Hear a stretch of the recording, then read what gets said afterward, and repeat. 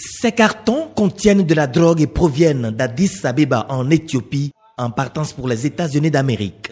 Ils ont été présentés à leurs destinataires au Bénin comme contenant des feuilles de moringa, mais c'est sans compter avec la vigilance de l'Office central de répression du trafic illicite des drogues et des précurseurs, OCERTID. La collaboration avec le chef de la cellule aéroportuaire anti-trafic et la brigade des douanes à l'aéroport de Cotonou a porté ses fruits à 3 reprises.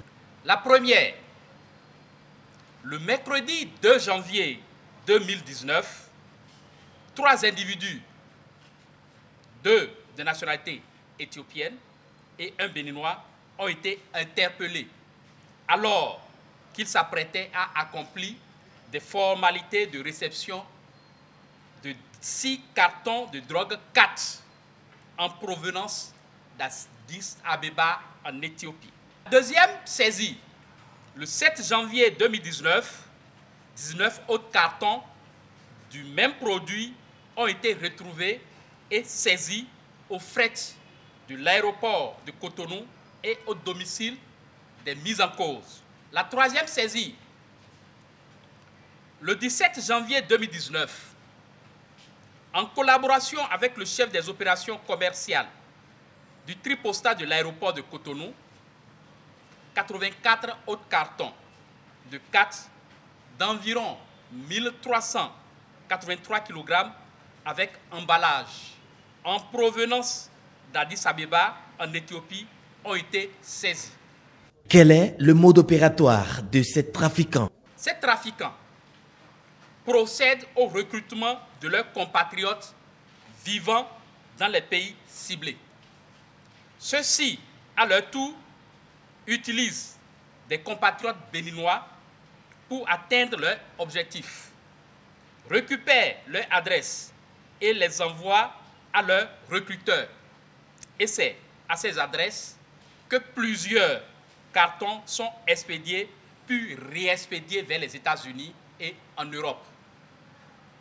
Le cerveau de ce trafic a avoué avoir fait les mêmes activités en Angola avant de venir au Bénin. Il présente à ses victimes le colis comme étant des feuilles de moringa. Ces portefeuilles sont supposés de façon magique multiplier des billets de banque. À la recherche du gain facile, des victimes ont mordu à l'appât. Parmi les victimes, au nombre de 10, se trouvent des Béninois, des Burkinabés et des Ivoiriens. Le préjudice causé par victime est estimé à environ 3 millions pour chaque victime. L'enquête ouverte a permis d'arrêter 3 membres de la bande, dont le charlatan. Le reste de la bande est activement recherché.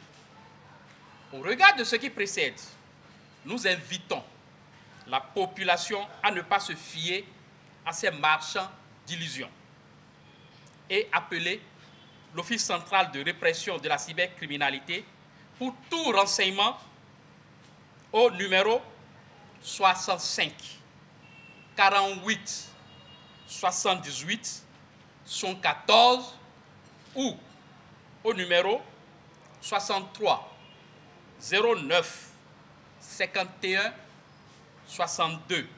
Ainsi, les opérateurs impliqués dans les ventes et les enregistrements de cartes SIM à caractère douteux et sans aucune mesure sécuritaire sont actuellement recherchés par la police républicaine. Elle n'a par ailleurs organisé aucun test de recrutement et tient à mettre en garde tous les auteurs des fausses informations y afférentes sur les réseaux sociaux. Par ma voix, la hiérarchie policière dénonce cette fausse information et met en garde leurs auteurs et ceux qui les transfèrent que de telles pratiques sont punies par le Code du numérique au Bénin. Les unités spécialisées de la police républicaine méritent toute l'attention du gouvernement, mais surtout la coopération des populations, car la sécurité, c'est l'affaire de tous.